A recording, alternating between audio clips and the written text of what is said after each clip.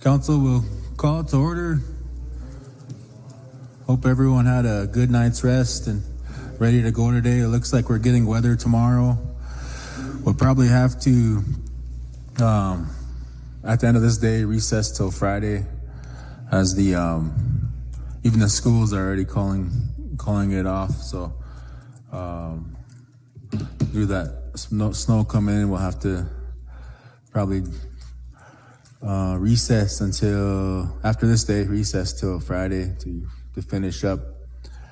But we'll ask the Madam Secretary to do the roll. Bryce Underwood. Ken Knight Jr. John Kessler. Here. Kenrick DePries. Sharon Lee. Here. Here. Here. Bill Bixby. Bob Wilson. Hughes. Ronald Russo. Kelsey Thompson. Dean DePries. Thank you.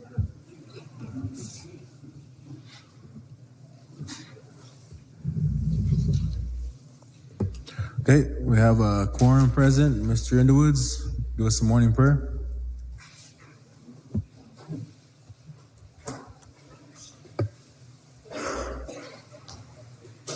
Malo chaka chasha. Yeah, chate was dead na bet use pop the road, lam betiki. Lakota only doing gagaki, wakantaka, Jugashla, Moya. It was there, it's it, you know. Tunisia, Uchik Gaga. Wakantaka, Jugashla, lam betiki, Oyatiki on tropiki. You washed it, you walk, we chosen, Okia, Ushla, Hitchison lap, Chatuaya, Tushban, Tapiki, down on Neo chink, and never allowed a betiki. Not to Gashla, Kate Dupaki, let Aku, you are skunky, let Aku Wakana, Aku Skan, Whoopie, Leon Gachni up to Hitcher. No la kota ki ngaga ki le wichoka ki le te sawe daku ahi ki le chanupo waka e un kiksi a techa na heche se yakake che upi la chichi na uchi e na makaka le o makashka na pejita daku yuha ichake ki le he washte na yuwaka heche se la Oyuti kile na pejuta kile le tratkana trotchina chantena na rio trapiki wosha ki etise mochi no la trotchi ki on trapiki le woksa piki e ni etkia daku yuha yakake na daku yuha ni trotcha wopila ke chiche na mitaki woble pogowicha na wia twahe ki Okay, we chose on the yoke pier, Hitches on Neo Chim. I was blah, Dwekakija, no Waza, Riawi China, we are Hitches, a one like Nishita, Tishni, Hitches, Chim. No, I can't cocky, no, I can't cocky. Hitches, no kitties into Hitcher. No, near Chilla, near Oya. No more Musha, let's just yes, get away. How my dark you are.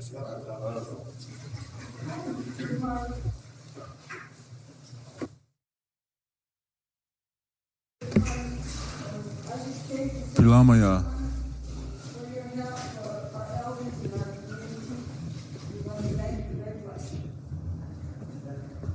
You're welcome. Nisha.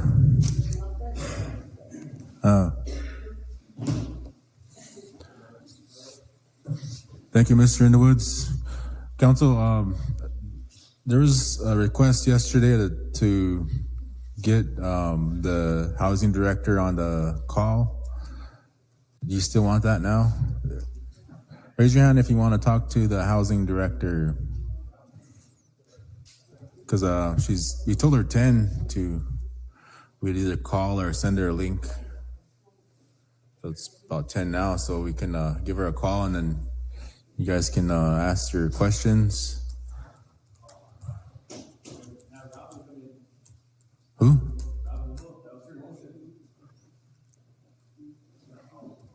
Robin's out of town. Her grandson was born the other day, so and this was some requests from the council reps. They wanted to talk to Sharon Vogel.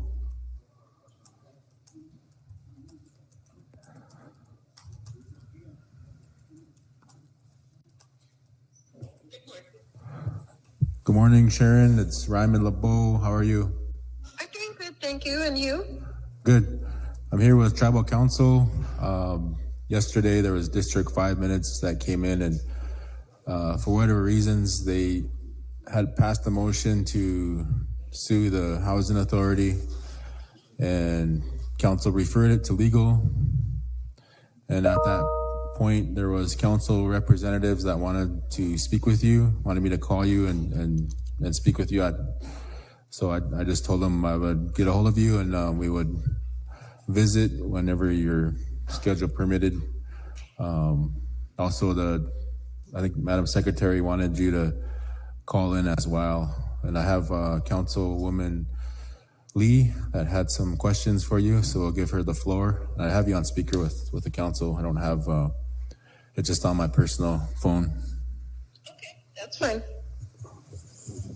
Good morning, Sharon, Mrs. Vogel.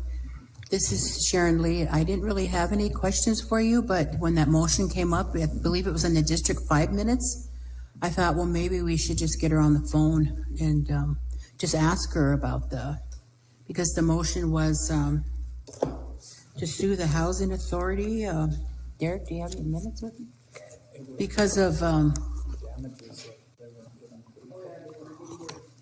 Because people weren't getting their houses repaired. I believe that's what the motion was. But I just wanted to hear from you and see what you had to say about it. Or if I believe Robin LeBeau had made the motion at the district meeting. So I don't know if she spoke with you, or I really don't know. It's in the District 5 minutes. So thank you. Good morning, Council and Council Representative Lee. Thank you for reaching out to ensure that I was able to respond. I'm not hearing very well, so Chairman LeBeau, if you wouldn't mind repeating the questions that I'm being asked, and that way I can make sure that I respond to the question being posed. Basically, she just asked if you had anything to respond to that motion, if you had anything to share with the council. Okay. Well, I learned of the District 5 resolution yesterday, so I had my staff pull the work orders for that particular unit, and there's work orders that have been responded to, and if there's any particular issue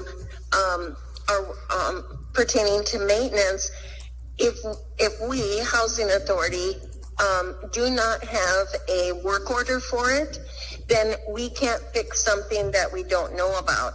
So we always, it's important that the tenant call in a particular work order so that we can respond to that. Now, for those of you that aren't aware, we have an automated, which means we have a computer program that when you call in your work order, that and anyone can call in a work order. So if you, for example, if you have a constituent that says, well, my hot water hasn't been working, and so you would I encourage you to ask them, have you called in a work order? And if they haven't, then you as a council representative can call a work order in on behalf of your constituent.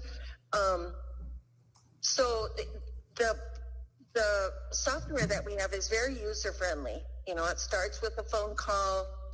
You call into our receptionist there at the maintenance shop, and she will enter your information, and then our maintenance men get those work orders that are, if a particular unit is assigned to a maintenance man, and they check their work orders throughout the day, and they will respond to them. Now, if it's an emergency, like let's say their furnace isn't working, then our receptionist will flag that, make a note of it as an emergency, and then she will call the maintenance man and let him know. So we do sort through those that need to be addressed immediately and those that may be routine. Then that automated system allows monitoring. So we report back to our board a lot of statistics about our operations. And one of them is we can report out the number of work orders that we have by month, the number that have been completed, and then those that are open. And then I also use it. I can pull up on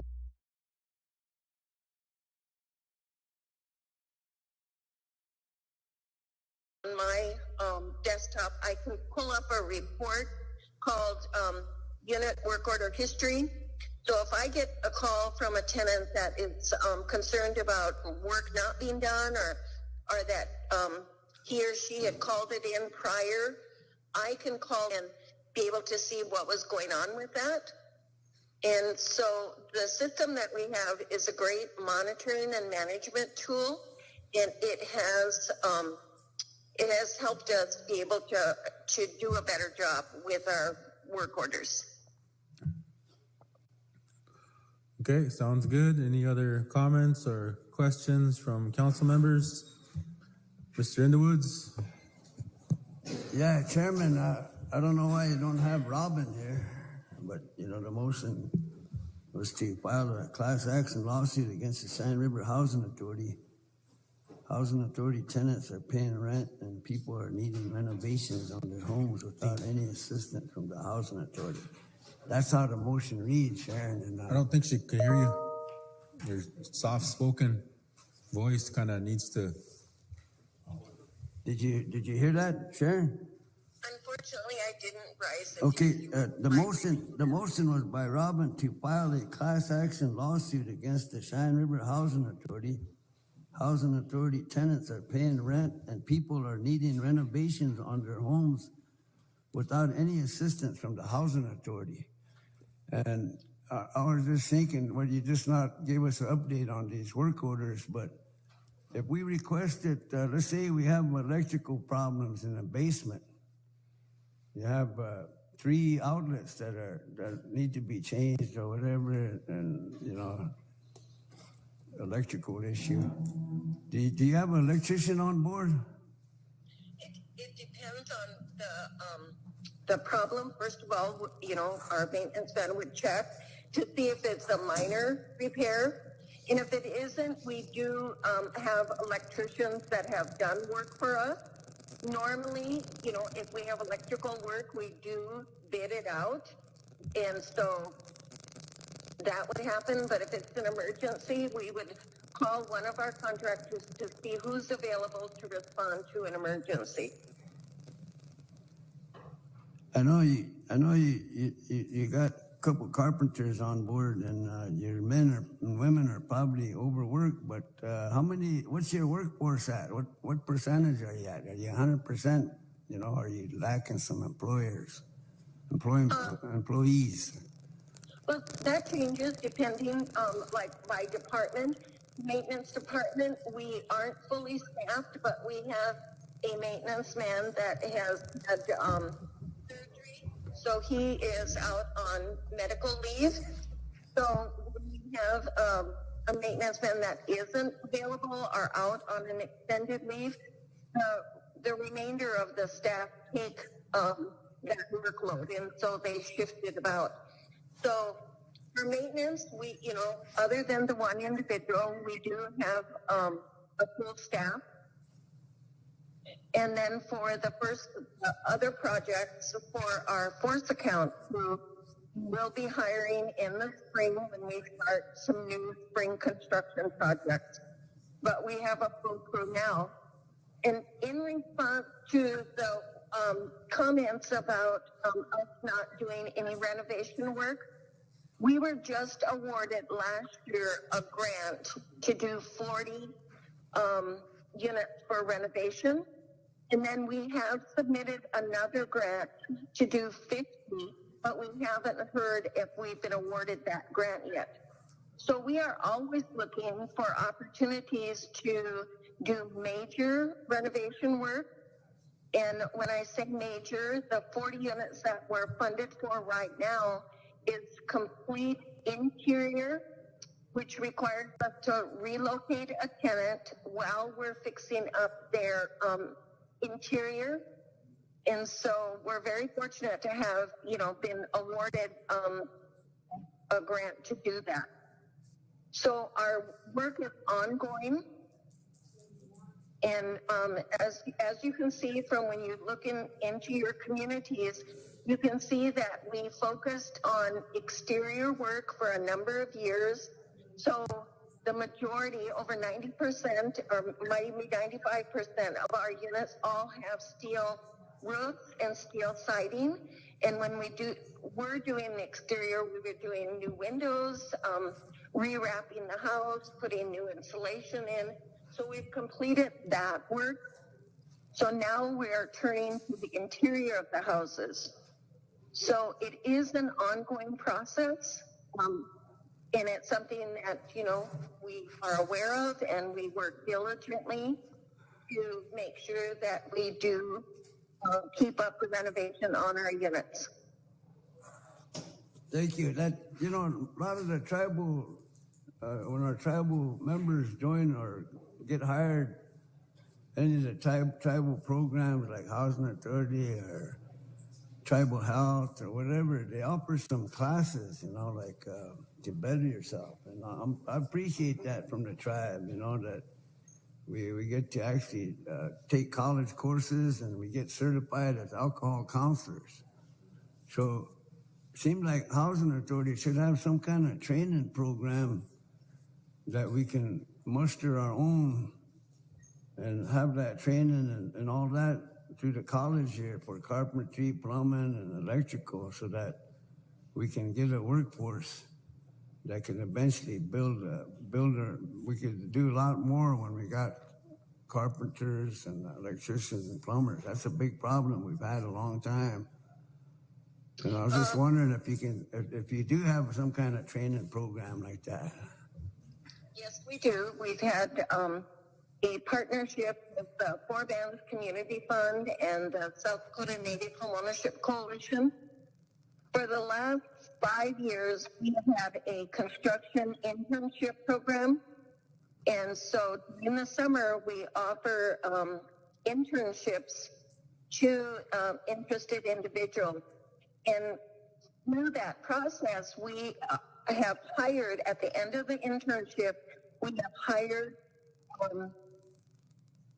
laborers or workers, and they stayed with us. And so some of them have been with us since the first term we offered it. So that's ongoing. Good news is that the South Dakota Native Homeownership Coalition received another grant, and so they're going to be able to expand that program. So we'll be able to offer more construction internships. And as far as classes, we have been offering the homebuyer readiness class. We've graduated well over 200 individuals that signed up that were interested in learning about home ownership. And so that's a class that we offer 3 times a year. And then just this last year, we have a class dedicated just to veterans. And we've offered that 3 times now. So we do offer those types of classes. Okay, that's my last question, but we're almost there. Technology. We got the Sergeant Arm holding the phone to this mic here. We should have the TV up there where we can hear you loud and clear. Pelamalo.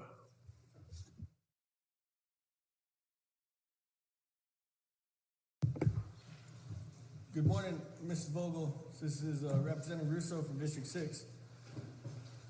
Yesterday, we passed an action to have the tribal attorneys look for a housing developer and finance company that can help build and finance 60 homes in District 6. So I'm looking forward to some action happening on that matter. The goal there is mutual help. We want to try to bring back the subsidized mortgage payment for our members. And in doing that, I'd like to see, maybe some of our tenants that have been living in the housing authority houses, maybe allow them or afford them to graduate into these mutual help homes.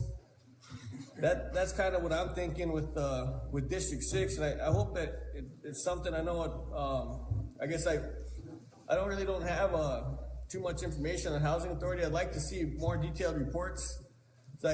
I've been out in the communities and talking to some tenants who've lived in their homes for over 20 years, paying over $200 per month in rent or whatever, income based, and never own their homes. So it's just a little alarming to me that that we don't give these members an opportunity. Most of them are have poor credit, don't have down payment money, and I'd like to see us try to get them people out of tenant status and into home ownership status.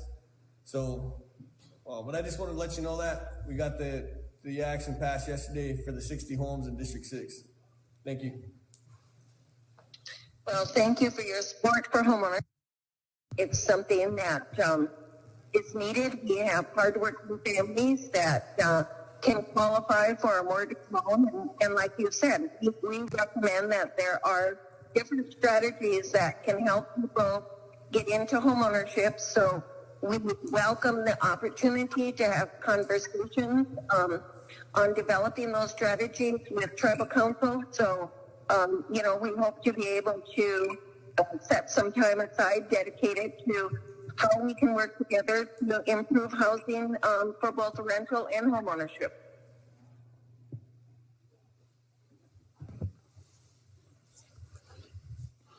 Okay, well, thank you, Ms. Vogel, for getting on with us this morning. I know you're busy in DC, and we hope for good outcomes.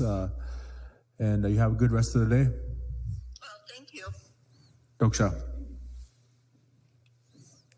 Council, we can go on to. Looks like we have some law and order minutes here. Mr. Brinks Plenty, go ahead. Thank you, Mr. Chairman. Good morning, tribal council, executives, general public. We had a law and order meeting on March 6th, 10 a.m. Present was myself, the vice, Mr. Dupree's, Ms. Lee, Ms. Haskell, Mr. Bartlett, Mr. Russo. We had one individual with public concern. We had gone into executive in regards to that, and come out of exec. That's being handled within the courts. There was a request for proposals, special counsel, tribal prosecutions. There was an advertisement that was put out, an RFP out of the legal office, our department, and I think it was at the direction of the AO. Yourself? Okay. Yeah, we was kind of unaware of that as well too. For when that RFP, we just knew about the proposal that came in after. Yeah. So, and if I might add, Mr. Brinkspani, that was due to the conflicts. Whenever the current prosecutor is conflicted out, due that she's married to tribal member, so they'll recuse themselves, and there's no one to prosecute, no one to pick up the case. So due to that, we advertised, we asked for Randy Seiler specifically to come help us because we heard he was available. But then I think the legal department said, well, we'll just do RFP. That's our process. So it's okay. Yeah, let's do the RFP. And this Keegan came back, was the only one that responded. So we definitely need somebody in that role to respond and to take up the cases that are recused by the current prosecutor. Otherwise, we have nobody, and these cases don't get prosecuted. So we need to get this person on. And they said that it was tabled. Is that what happened, or? There was a question on the amount of $275 per hour. So what he handed in was a proposal. So what we're gonna have to do is get on the horn with him and see if we can negotiate. I see. Are you gonna take that up at the next meeting, or how's that Yeah, gonna we're work? gonna do that this coming week, and then take it up then, and then if we come back to it, then we can probably come back to the executive, see if we can get a executive in place for a resolution or something. Okay. So we'll work on that, fine tuning that. I guess if we come to an agreement between the tribe and Mr. Keegan. So for now that was tabled, there was a lengthy discussion in regards to it, but the Judge Claymore did identify that there is a need for a special prosecutor when there is a conflict, especially in the public defender's office. And also too, during that time, just for your information, the ICWA director was present at the meeting, and she advised that there was a lawyer, Mr. Hanna, that was interested in probably contracting with the tribe as well. So just FYI. Okay, so speaking of the ICWA program, Ms. Garrow was seeking from the committee assistance in getting her proposed Children's Village project initiated. There was a motion by Representative Bartlett, by Representative Russo to reaffirm council action for the planning to department to assist ICWA with the new shelter proposal. That'd be my motion. Okay, we got a motion by Mr. Brings-Plenty, second by Mr. Russo. Comments or questions on the action, council members? Mr. Underwoods?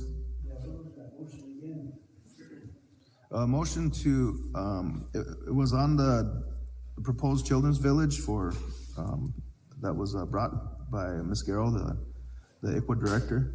And the motion was to reaffirm council action for the planning department to assist ICWA with the new shelter proposal.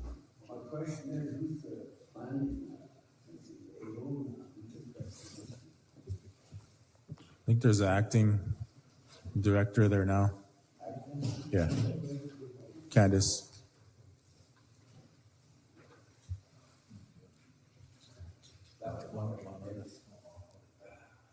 Any other comments, council members? Mr. Russo, go ahead. Chairman, we brought this motion back in January. For some reason, the other council didn't care about our children as much as this council does. So we brought it up. Mr. Bartlett been trying to get this ICWA village built for several decades now, probably.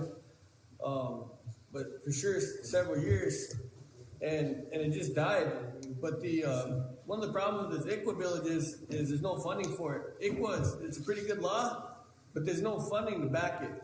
So, or very little funding. So this, we see a lot of talk about some other tribes are upset at the state right now because the state's not looking out for our best interest. And I strongly advise my colleagues here and other tribal nations that we should never rely on the state for our best interest. We have the sovereign authority here, we have the resources here. We should have our own children's village like any tribal nation would, or any sovereign nation would, and take care of our own children, have our own process so when our parents go through struggles, that we have a chance to take those kids into our custody and help rehabilitate them families so one day them families can reunite and be stronger. So that's I really admire this action, but I don't think that it needs to die. I think that when this comes to the planning department, that we look at our resources. We have TETCHA.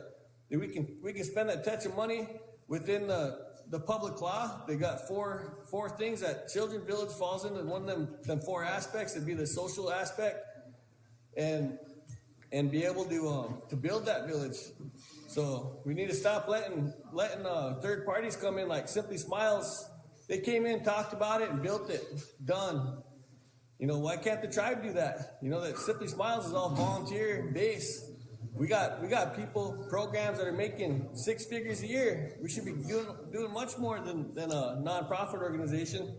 So I admire the leadership that wants to help push and take care of our children here on the reservation. And I look forward to hearing an update next month. Thank you, Chairman. Any other comments, council members? Mr. Bartlett? Yeah, thank you, Chairman. I was just now got off the phone with our secretary. They should have had those documents attached. I believe it's 1.2 or 1.3 that they're requesting, and they had the design of the facility. We've been working on this for years. We just haven't had support to develop this project. We do have funding to get this done now with that 1.2. We got $1.8 million of ARPA that we can develop this now. So we don't have to wait for TETCHA, or we don't have to see if that gets approved, or, we have the funding now. So I asked the secretary to give us copies of that. To me, I think they should have had that attached so the council could see the design or the blueprint of the facility. So when we're talking about children, and Mr. Russo's right on the state and the kids going into the system, and this has been going on for years. In our facility now, our children's shelter over there in Chinatown, I believe it's 5 or 6 that the capacity, and we should be centralized and allowing our children on every reservation to come to our facility. Instead of going into the state system, we would have a facility that would hold up to 60 to 100 kids, and we would have staffing at least of 50. So that was the ultimate plan, but sounds like they have a plan. They have a blueprint of a facility. And to me, I think I asked the secretaries to get that up here.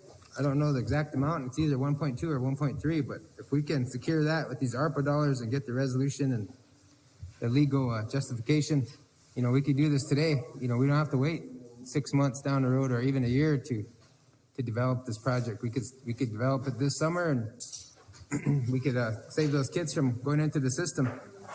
They can go to school right from our facility. Right now, our capacity is 5 or 6 that can stay, and that's including babies and maybe one teenager. So we don't have anything for our kids right now, unless you're in juvenile detention or going to school from the jail, things like that. And then the grandparents are taking on the task of taking care of some of these kids. So yeah, it's very important, but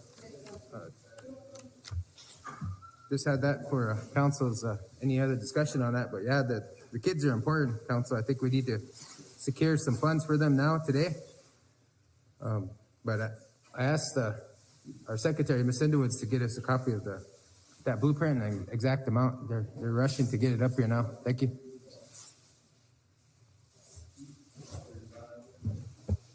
Council, any other comments on the motion? Mr. Kessler, go ahead. Thank you, Chairman, Chairman. Chairman of Law and Order. Hey, Mr. Kessler, and then Mr. Underwoods. Thank you, Chairman. Good morning, executives, tribal council, general public.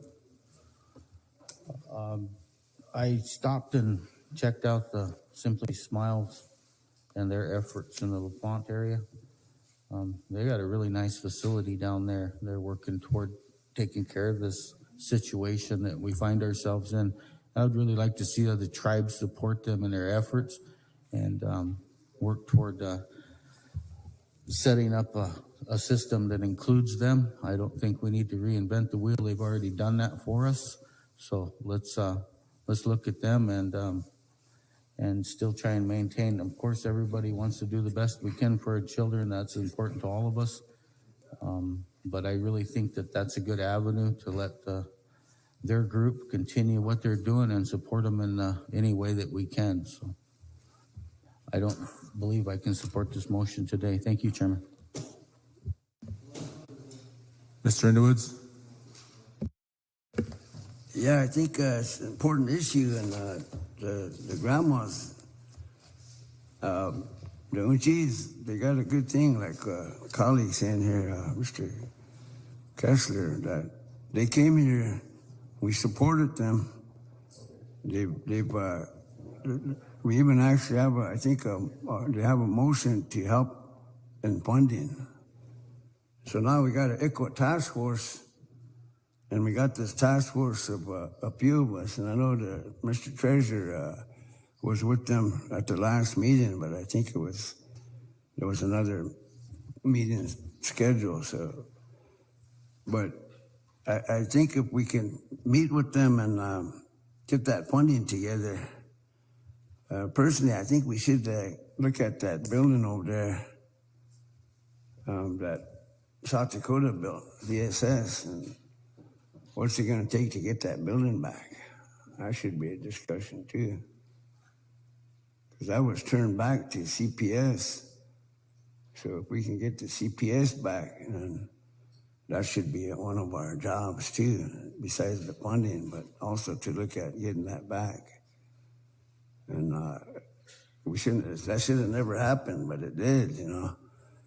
So I think that's where we need to start. And then the funding, look at where that funding is, the building, all that stuff. But that's my comment. I've been commenting like that for a long time, you know, and we haven't, just the grandmas now. I guess they got a letter of support from the chairman from Oglala and Crow Creek, and they're asking, Chairman, if you're going to get a letter together for them regarding that. So I think these meetings that we have, I think the ICWA task force, we should all meet with the Unchis too, because they have something going on, and we need to maybe spread that out into every community. So that task force is a good deal, and I think with the Unchis, we need to start meeting with them and start seeing how we're going to do these things. And I'm glad that they're up front like that. So we need to get right in there too and do all we can politically and monetarily and to intervene in this, what's going on.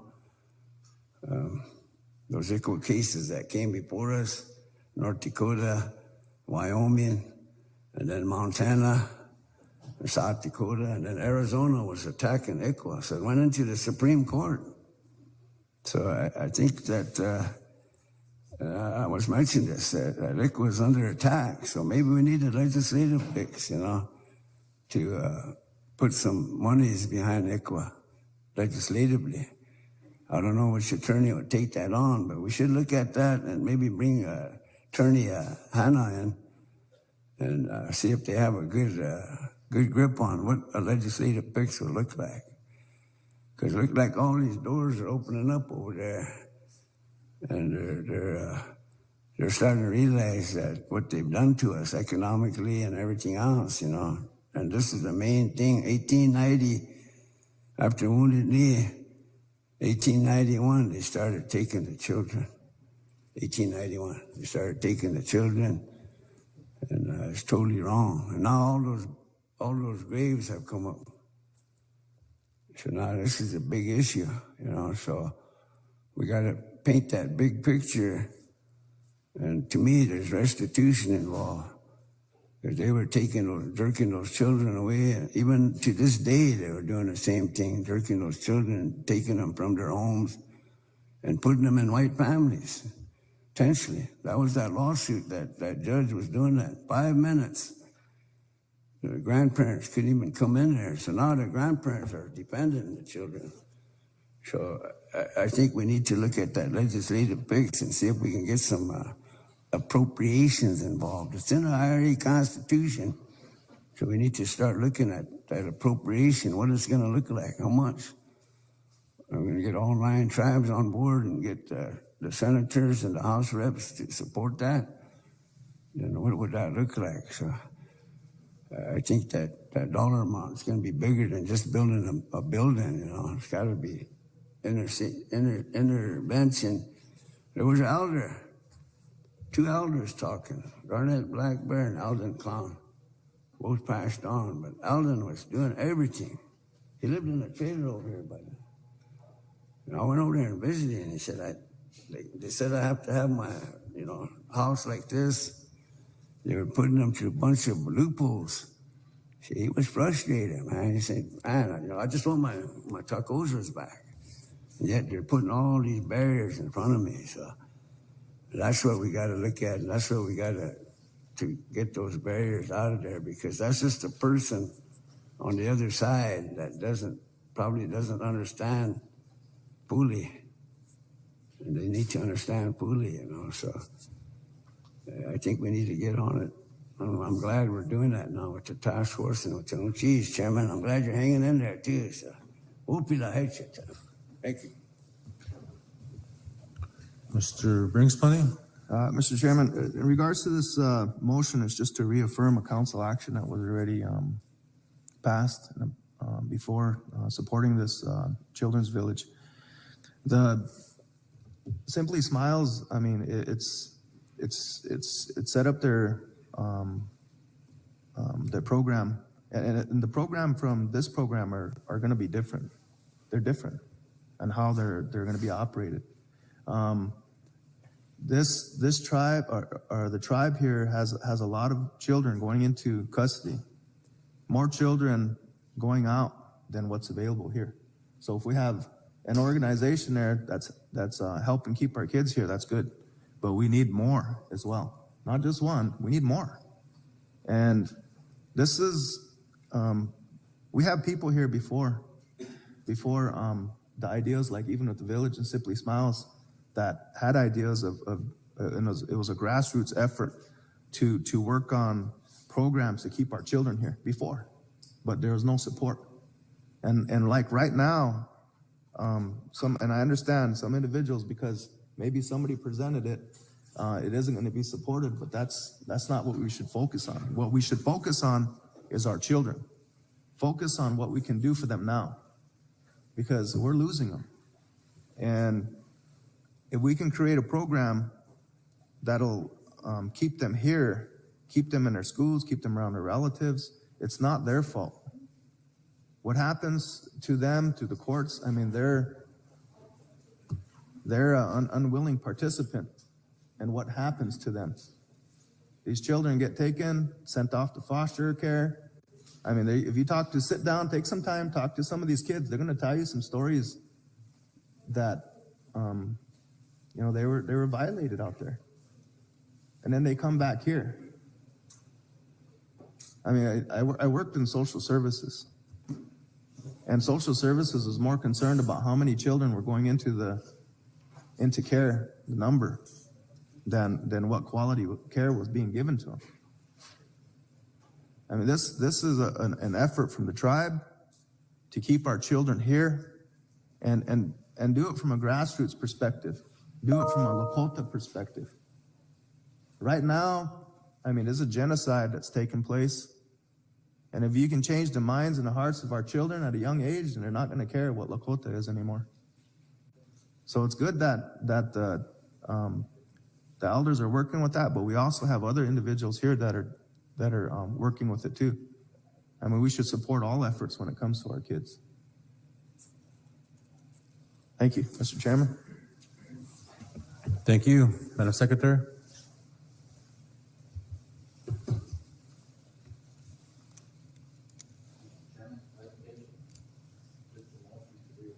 Yeah.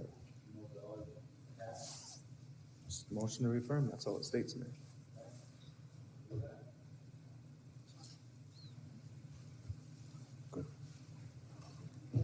Greg Finwood? Kenneth Jr.? Yes. John Kessler? Yep. Henry Dupree? Yes. Sharon Lee? Yes. Kelsey Haskell? Yes. Brad Rose? Yes. Derek Bartlett? Yes. Bill Brinkman? Bob Walters? Absent Ronald Ronald Russo. Yes. Trustee Thompson. Yes. Eleven yes, 0 no, 0 abstain, 1 absent. Motion carries. Mr. Brinkspani. There was another motion from Representative Bartlett in regards to, and it was seconded by Mr. Russo, to return action as he passed that. It's pursued for a new tribal justice center, including all judicial programs. It's 5 yes, 3 absent, motion carried. Motion. Got a motion by Mr. Brinkspani. Is there a second? Second by Mr. Rose. Discussion? Madam Secretary? Bryce Underwoods. Ken Knight Jr. John Kessler. Yes. Kenrick DePreez. Sharon Lee. Yes. Kelsey Haskell. Yes. Bob Rose. Yes. Derek Bartlett. Joe Brinkspani. Bob Walters, absent. Ronald Russo. Yes. Tuffy Thompson. Yes.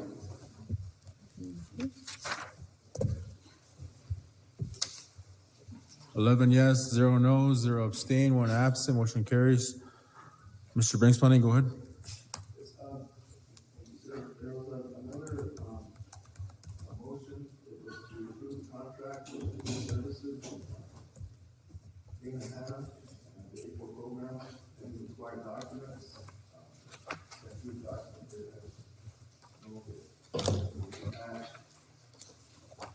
this resolution.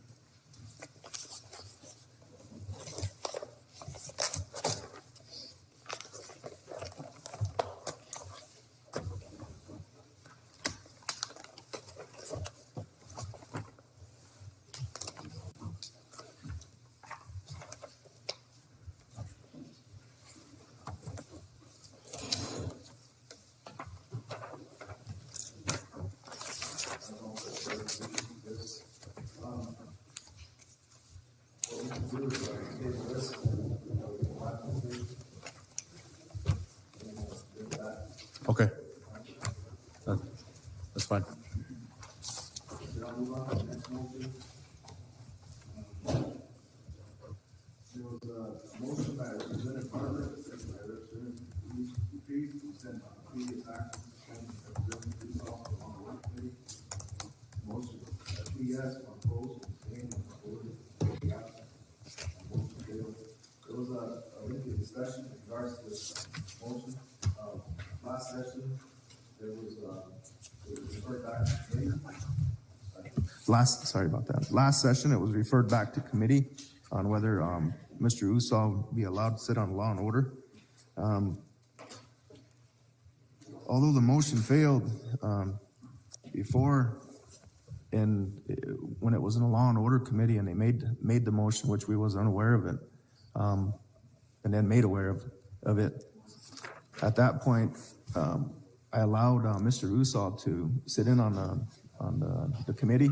And, as long as there wasn't anything that was, referring to, to him himself, if there was, then he would have to recuse himself. And, Mr. Usaw understood that. But it came to council, and then, council referred it back.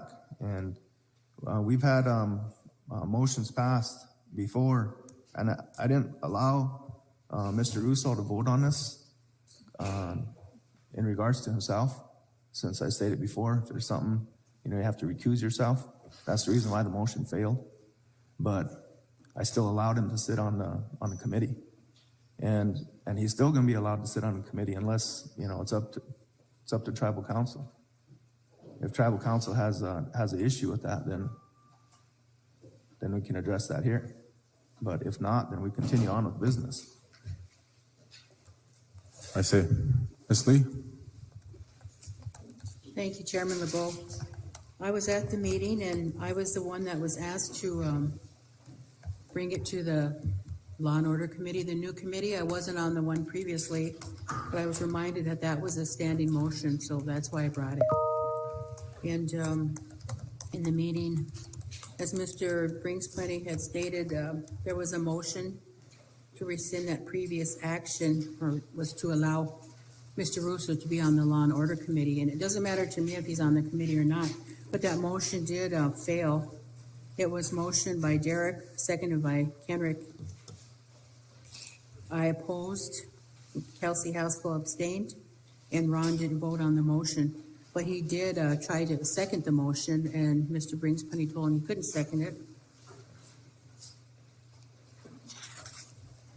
But the motion did fail, so when that motion failed, then at that point, he was no longer on the committee. And all he has to do is, what was previously stated, he needs to just get his criminal court cases resolved, and he could be on the committee. Because you're saying, if Mr. Bringspenny said, well, he won't be allowed to vote on anything if it pertains to him, okay? Well, this previous motion that he was so against, and that didn't happen, was the RFP for a special prosecutor, which we've been talking about, we needed for, since I got back on council, since December 2020, we've needed one, and we haven't had one. So now there's an RFP had been done, and this one person, I don't know this man at all, but he applied. So I'm just bringing up, and you know, people's personal opinions, like I shouldn't be on the committee because I'm vindictive. I mean, that shouldn't even be in these minutes. It's vindictive, unless you replace vindictive with honest, because I'm being honest. And I'm just bringing up with the previous Law and Order Committee, the concerns they had, which are still concerns out there, which is a huge concern for me, not with anyone in particular, but anyone on this council. I mean, we're the leaders of our tribe, and we shouldn't have any charges hanging over our heads. We should have them resolved as soon as, you know, we can have them resolved, and then it wouldn't even be an issue. I didn't want to bring it up, but it was, I was asked to do that by the previous Law and Order Committee, so that's why I brought it up. But I guess I'm just saying that I don't think people's personal opinions should be in the minutes like I'm vindictive. No, change that word to honest. Yeah. Thank you. Okay, got Mr. Bartlett, Mr. Underwoods, Mr. Russo. Yeah, Chairman, I don't think some of these things should be in his minutes either. To me, once the people vote a counselor up into office, then, you know, each and every one of us should be able to sit on any of these committees. So I don't think it's fair that we attack one council representative, and, you know, because that's been going on for years with this one representative and certain council reps. I call them Republicans versus Democrats. But yeah, Chairman, some of these things shouldn't be in these minutes. I'm sure there's a lot of things that the secretaries can put in there about each and every one of us council representatives, you know, in these minutes. Right now, they're targeting one council rep, and I don't like it. These minutes need to be changed. Things like that need to be taken out. But yeah, I believe that if the people put you guys in here, tribal council, you guys should be able to sit on any committee, and, you know, I support each and every one of you sitting on these committees. I don't think we should be coming after one council representative. That's been going on for, I know, again, I'll say it again, it's been going on for years, and we need to build things for our people. We need to, you know, we're just not talking about children, and, you know, so, but that's all I have, Chairman. Thank you. Mr. Underwoods. Chairman and council, looking over the attorney's contract is basic. So we do pass these pending resolutions. I'd like to entertain that motion, approve of Mr. Hanna's contract pending resolution. He's got a report in here too. That's pretty good. Huh? Is there a motion on you? Oh, okay. That wasn't tabled though, right? You didn't table that, did you?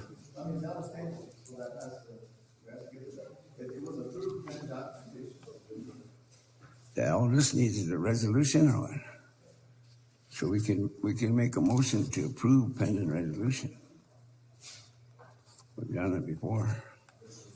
Because some of this stuff we're waiting for the attorneys, you know. We've been waiting months, man, so I think we need to approve it pending resolution, so it's in place. Should we call Chairman of Law and Order? But I was gonna entertain that motion.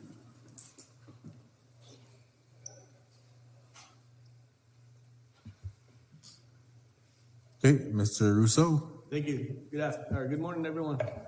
So I think the last line committee, well, I'll start out with before I was even on council. The reason I ran for council, Chairman LeBeau, like many others on this council that care about our members, is I noticed that we have a really biased system of resource allocation. We have a biased system of judicial prosecution. We have a biased system of everything on this reservation.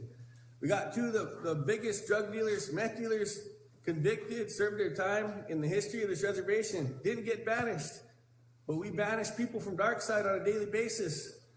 You know why? Because them two the biggest meth dealers we ever had on this reservation were range unit holders, ranchers. We don't banish those ones.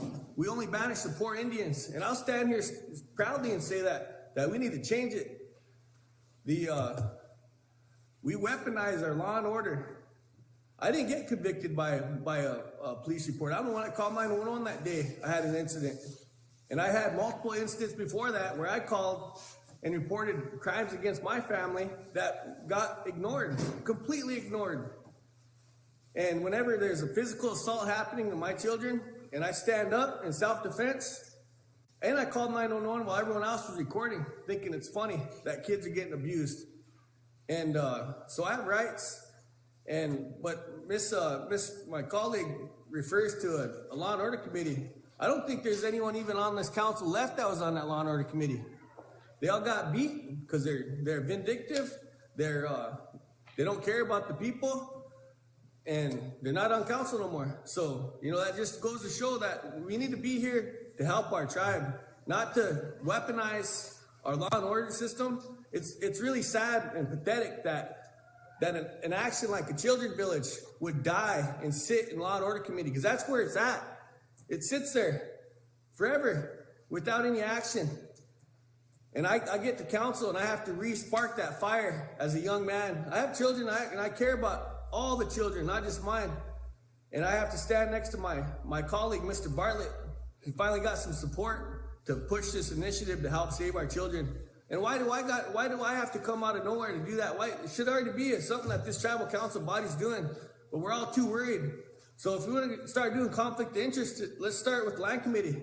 All these tribal council representatives that got range units, that's a direct conflict of interest. Section 208, 18 USC Section 208 acts affecting a personal financial interest. That is federal law.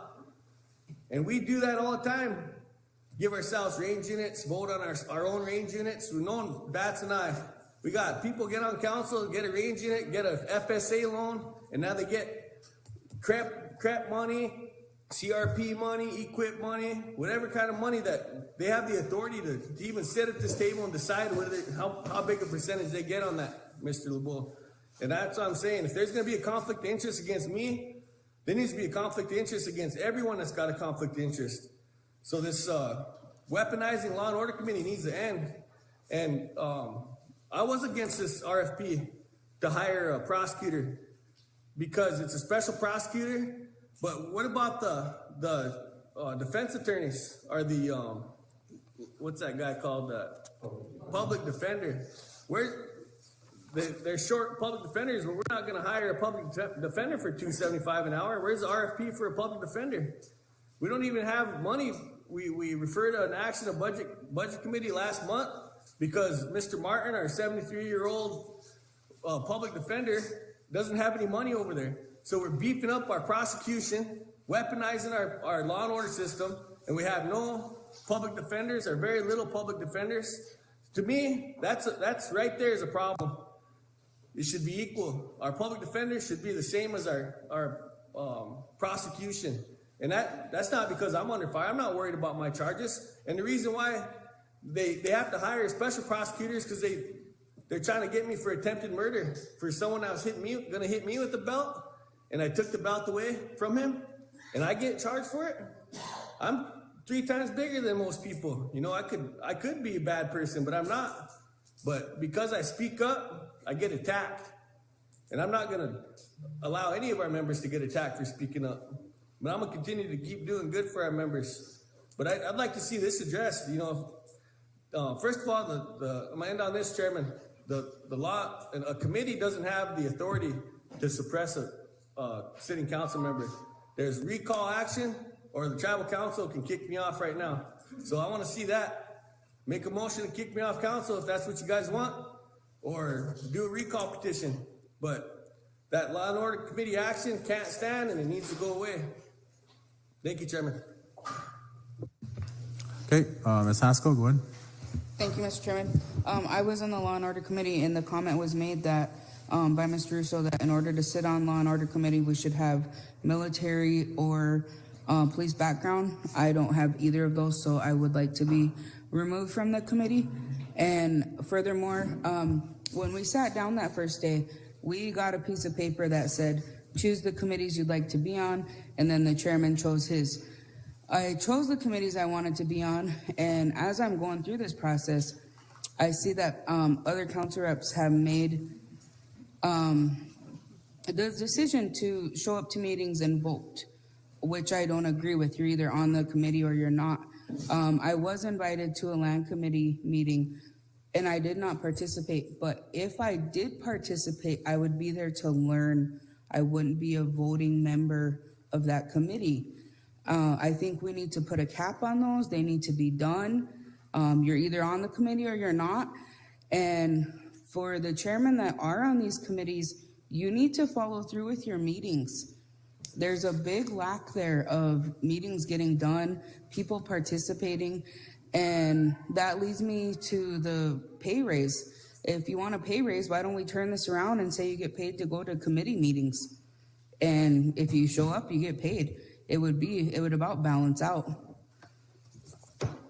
So I will be removing myself from the Law and Order Committee. Thank you. I'll let my secretaries know. Thank you. Madam Secretary, go ahead. Thank you, Chairman. You know, it's sad to say, see this and hear this. You know, law and order, it's good to have people that aren't previous law enforcement or military, because the civilians, you guys see the wrong, the good of law enforcement. So you shouldn't have to resign. You should stay in there. You're young, learn. You see what goes on around out there? So if I was you, I wouldn't resign. I would stay in there. Thank you. Thank you. Yes, Ms. Haskell, don't let them chase you out. Mr. Brinksman, I think we discussed this previously, and we just spent 20 minutes just talking. So I think we should move on, and we have that motion in place. It's a standing motion that Mr. Russo shouldn't be on or can't be on the Law and Order Committee because of reasons stated. He just stated himself. So we should follow that until you can get that rescinded, or that's a Law and Order Committee issue that should stay in Law and Order till they can resolve that. Mr. Brinksman? Mr. LeBon, that's the reason why I brought it back to council. If council says he can't be on there, then, I mean, he could be there, but he can't vote. I mean, he can't participate, he can be there. I mean, he can voice his concerns, but he can't be a voting member. And that's the reason why I brought it back, to resolve this issue. Because council can say if he doesn't have to be in there, then he doesn't have to be in there. If he can, then he can. And we won't have the issue no more. Mr. Committee, Mr. Brinksman, kind of like, seems like you're bringing it here because it failed. You should bring it here. I mean, that's kind of. I brought it, excuse me, I brought it here in the first place, but it was sent back.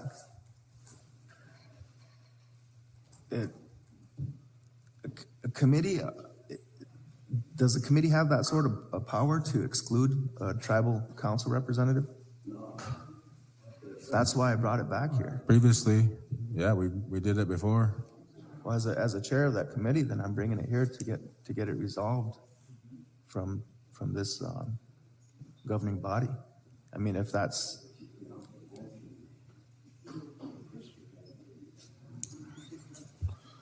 Let's move on. I think, Okay. you know, I don't see spending more time on this, but we're not getting the people's work done. We're just talking about individual councilman and then the open case he has against another tribal member. So let's move on, I think.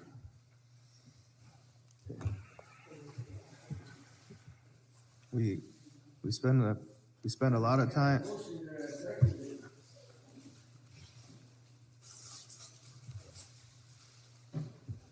Mr. Springs money? Okay, thank you, sir.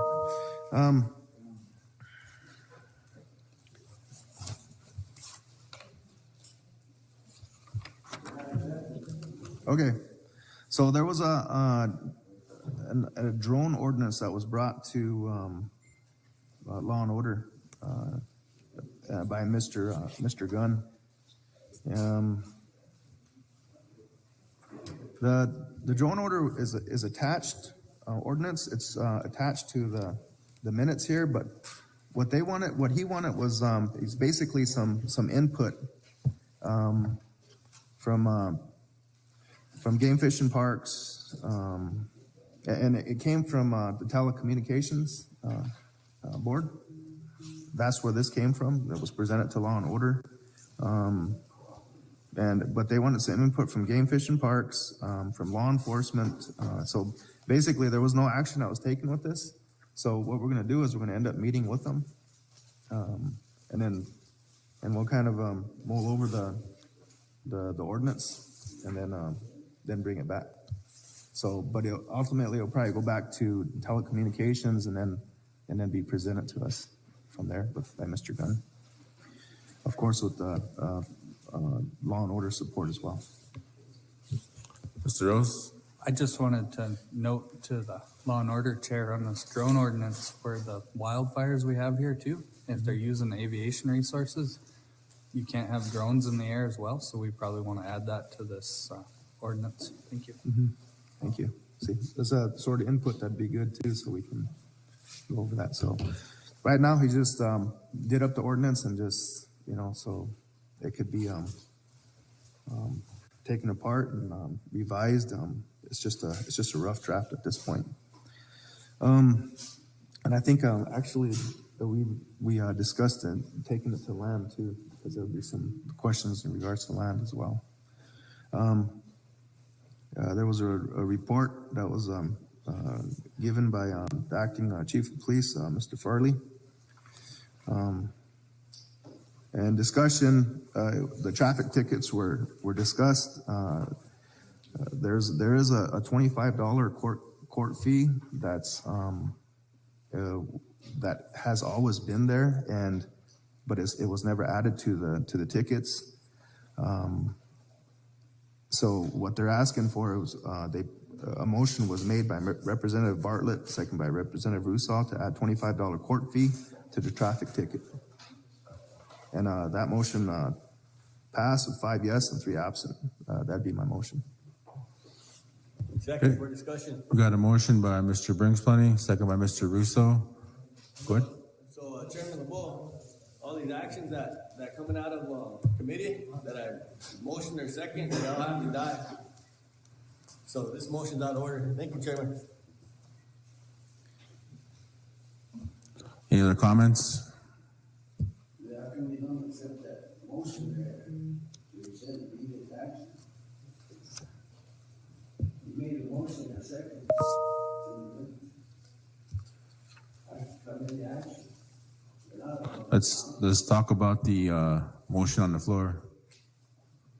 Okay, back to this one, Jimmy, that's in the point of order, we made a motion according to the minutes. I second it, you should.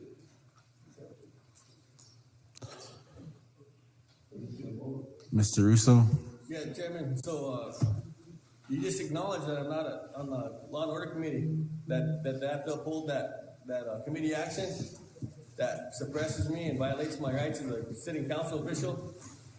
And so in order for you to continue with your stance as a tribal chairman, you have to acknowledge that I was a sitting council official at this committee meeting, and that I made motions and seconds, and that this action that's on the table was seconded by me at this committee. So if I am not a legal law and order committee member, according to you, then these actions are no good. Can't do both, Chairman LeBeau. You got tribal council body that's sitting here trying to do something and you're blocking them. You're like Mr. Kessler when he was the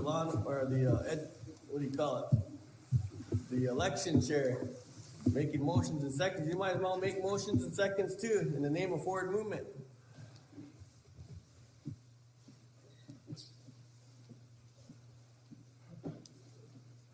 Okay, any other comments?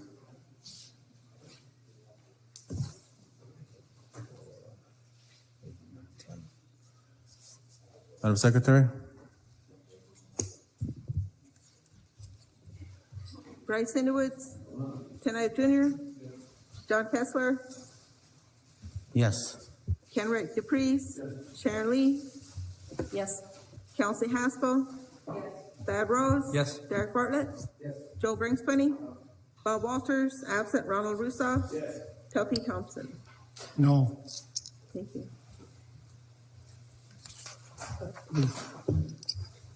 These minutes ain't legal.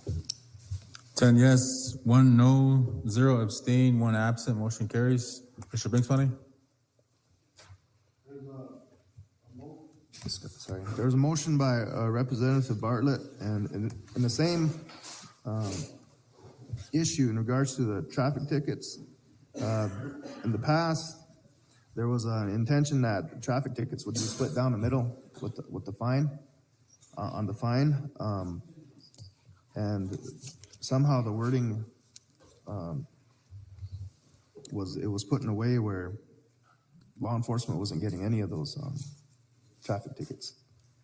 So there was a motion made by Representative Bartlett and then second by Representative Russo for 100% of the traffic fines to be given to law enforcement department.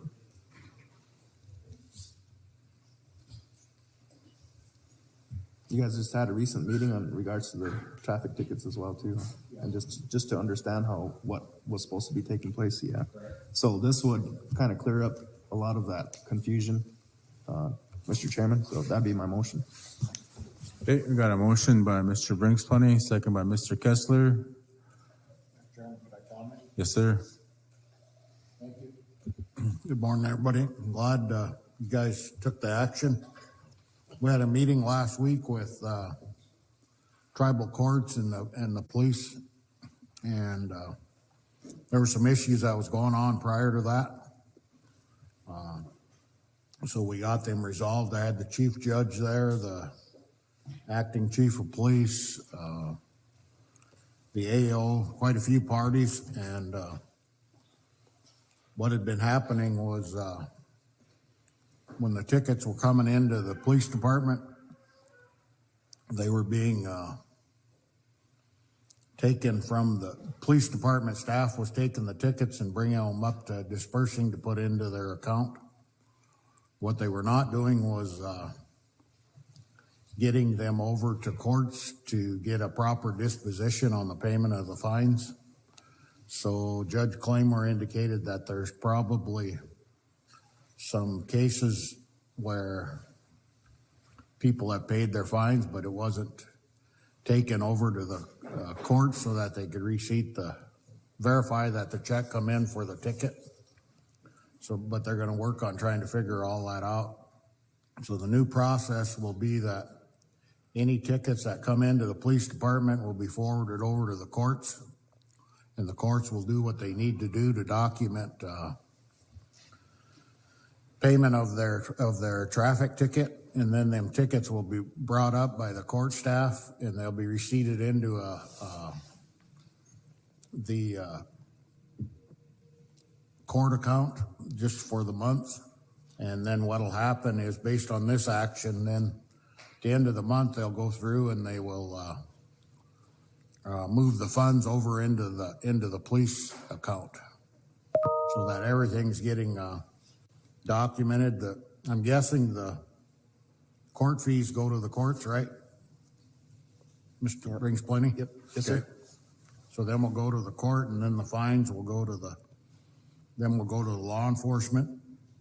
And in an effort to try to keep it a little bit organized, we'll just put it all in one count for the month, and then the last day of the month, we will do a JV or issue a voucher and move all that into the police for their use. So that way people are probably not gonna get warrants issued for payment of their tickets that were probably already paid. So that's what the meeting was about, and I'm glad the committee took action on this. Thank you.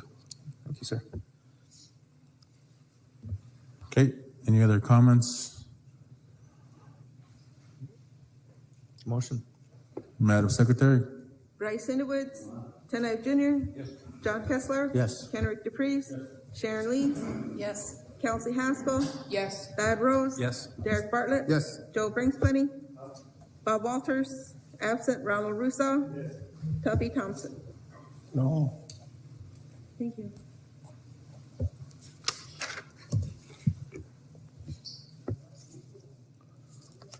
Ten yes, 1 no, 0 abstain, 1 absent, motion carries. Mr. Brings Plenty? Thank you, sir. Going on to the next motion. There was a lengthy discussion in regards to some of the issues that law enforcement is facing in the past and currently. One of them is the hiring process. In discussion, it was discussed that they worked on policy in regards to the hiring process and how it should be done. Most within law enforcement is paramilitary type organization. But ultimately, that actually put in place a motion that was made to present the before 2015 action regarding advertising of all vacant jobs, temporary, seasonal, permanent, hiring board, hire all positions within 30 days. The action is attached to the minutes.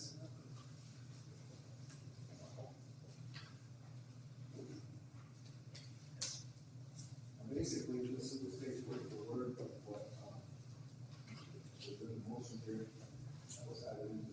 Oh, sorry about that. That was added into the minute. I think somebody shut me off. No.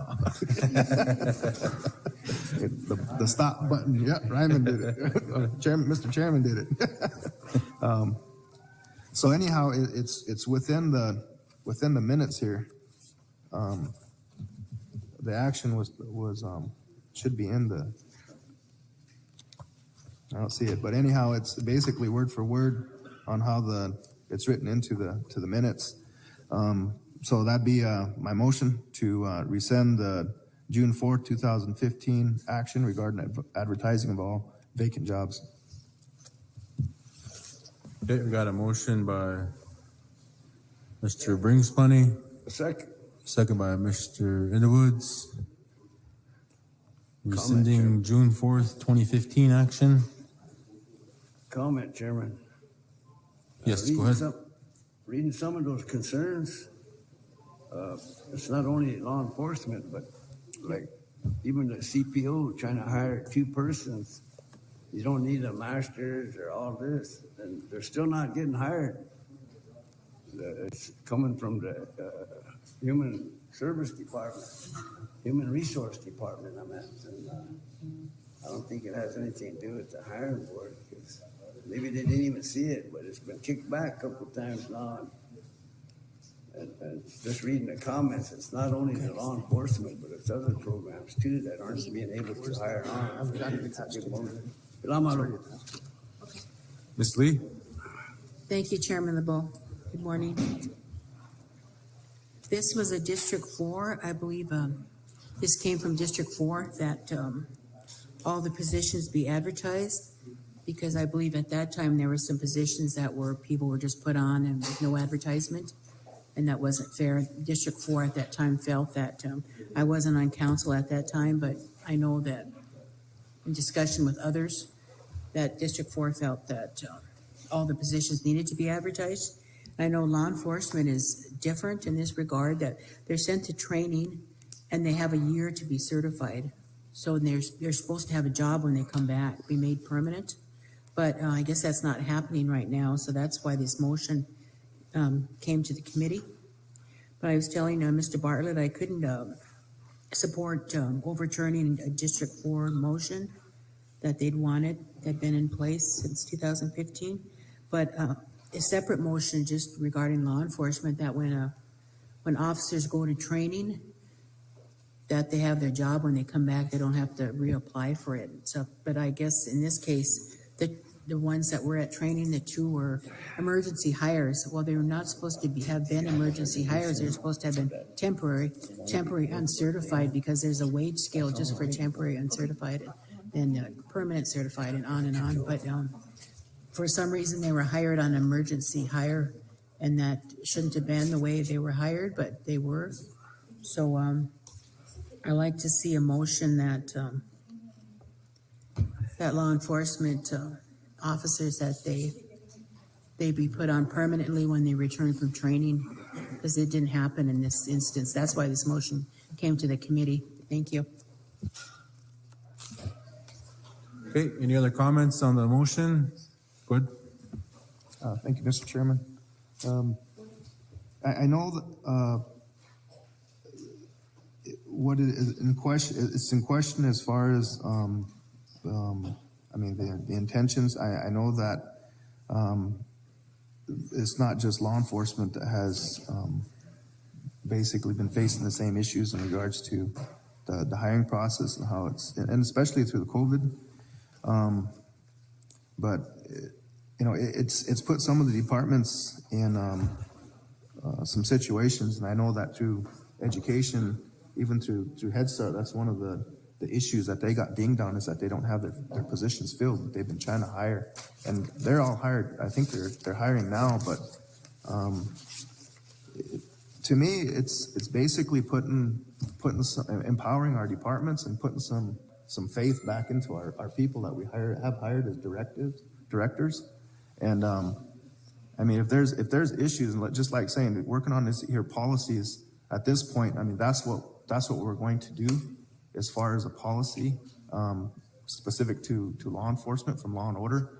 But all in all, too, I think as far as the policy and how it was done in the past, you know, maybe it's something we can take up with claims, but you know, that's the reasoning why that this here motion was made, to rescind that motion, so it could assist, hopefully, not just law enforcement, the other departments too, as well.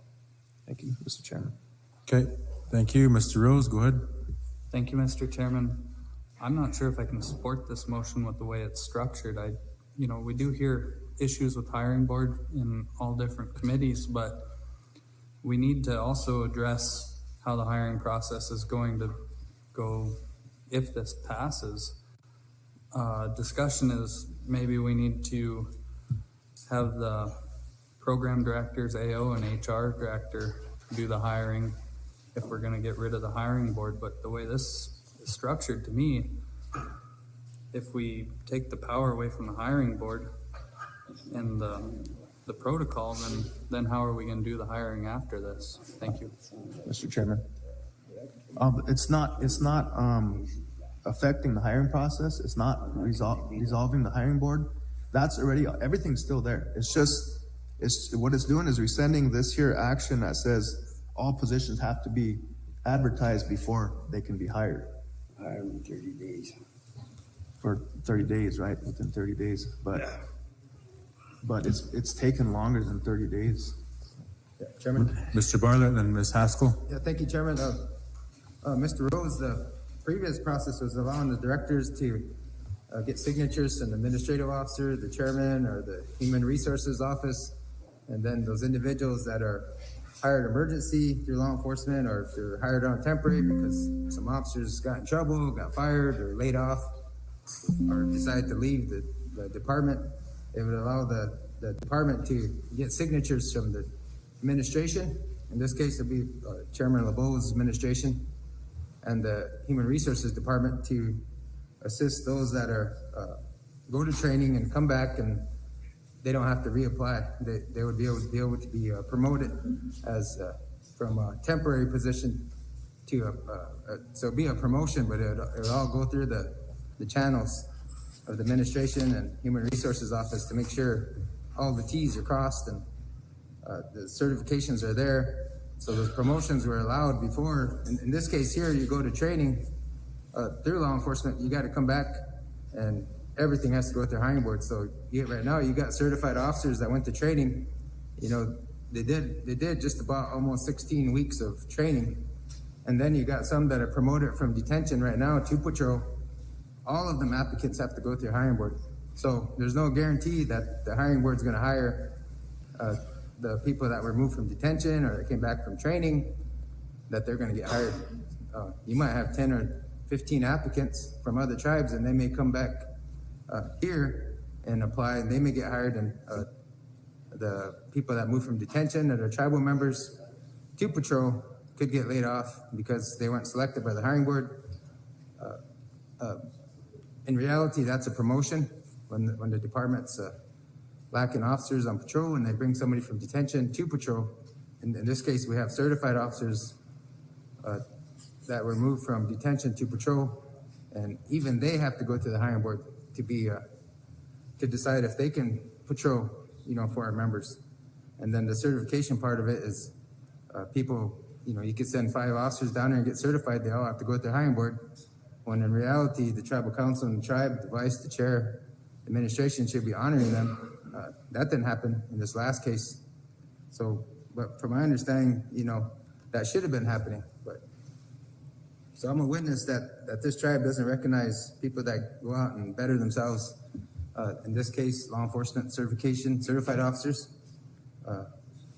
So this would fix the problems, Mr. Rose. It'd fix the problems and allow the chairman and his administration to sign off on recommendations for temporary, or if they need officers emergency, or if people go to training and come back that they were temporary and they weren't certified, they can change them to a certified permanent, promoted with that increase in salary without having to go to the hiring board and take that chance of losing our officers that just came from training. So thank you. Okay, I got Ms. Haskell and then Mr. Bringsmoney. What I would like to see happen when we send our officers to training and they're certified, I agree with Mr. Bartlett, they should already be a contract in place that when they're done, they have to work for us for a year or they have to work for us for 2 years, whatever that contract may be, because we're paying for their time away. So we're already investing our monies into them. They should have to come back here like a scholarship, like you have to provide your services to our tribe since we invested our time and efforts into you, not come home and then you get the runaround on as to if you have a job or not. And what if we pay for all these services and then they apply at another tribe? Then we're down, we lost someone else. Although we put our time and energy into them. It should be automatic. You graduate, guess what? Work starts Monday. That's what I think. I don't think we should be giving them the runaround. Thank you. Mr. Bringsmoney? Thank you, Mr. Chairman. I agree with Ms. Haskell. I think the staple should be 2 years, because if we have our tribal membership that's coming back from wherever it is that they're getting their certification from, then usually it's a 2 years minimum for experience if they put in for other jobs. So either way, we're helping them. But we're also going to retain them for 2 years. And because we've had people come, get trained, and then just leave like within a month. And because other law enforcements are able to pay more money, and their living situations are a little better, you know, off the res, off what we can offer.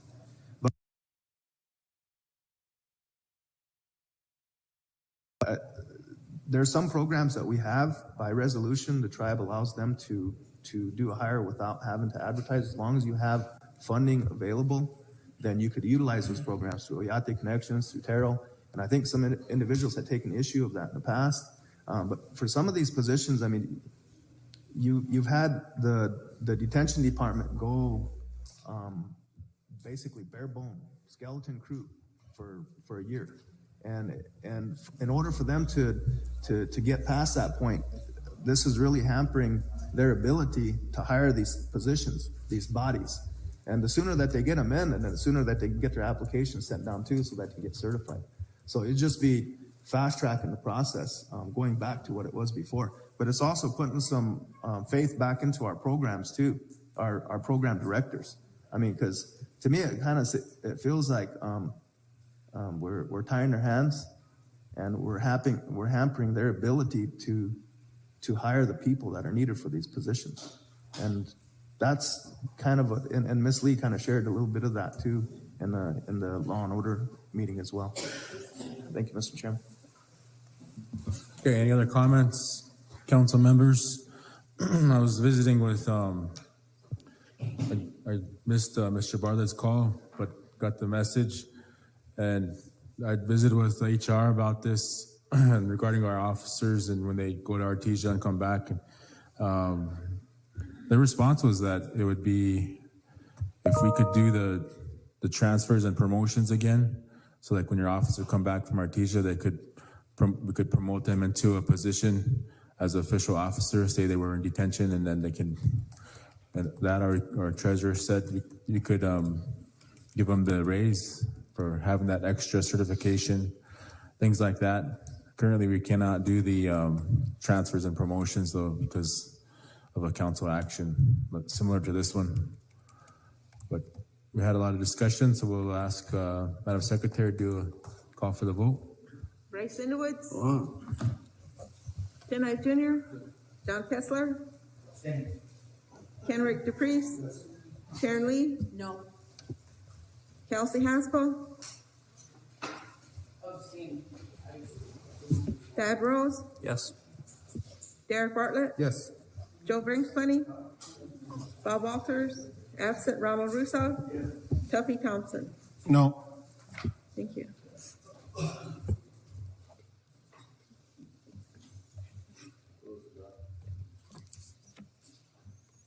Sorry, Mr. Chairman, I don't have a page 4, so I don't have any documents in front of me.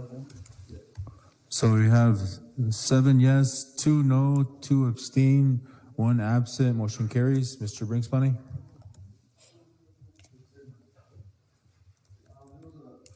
Some discussion in regards to policy or memorandum form for law enforcement personnel. Sorry, start over again. There was some discussion in regards to policy established or in a memorandum form that law enforcement personnel refrain from alcohol consumption on a reservation. Motion was made by Representative Bartlett, second by Representative Russo. Motion 4 yes, 1 not voting, 3 absent. Motion carried. That'd be my motion. Okay, we got a motion by Mr. Brinksplenny. Is there a second? Second by Mr. Bartlett. Discussion on the motion. Mr. Russo. Thank you, Chairman. So this is a really important motion, and since you're not acknowledging me as being a legal sitting member of the Law and Order Committee, that any police officer that violates this law enforcement or this motion is going to have an opt out. They're going to have a defense in court or wherever. They're going to be able to say no, that Ronald or Representative Russo seconded that motion, and so I don't have to follow that. And that's what I'm saying. The motion that my colleague tried to make was a pretty important motion, and you won't let it happen. Just committee action anyway. And that committee that made that motion are all not even on council no more. But I just wanted to point that out, that we're gonna have some big problems with these motions, because like this motion here, what do they do if they get caught drinking? They're gonna get fired, and then if they do get fired, do they get a chance to say that's an illegal motion because I'm not a legal sitting member of the Law and Order Committee? That's a really good defense for anyone that gets caught drinking on the law enforcement staff, and we got to stop having this chaotic government, Mr. LeBeau. Thank you. Okay, any other comments, council members? Mr. Bartlett, go ahead. Chairman, requesting executive.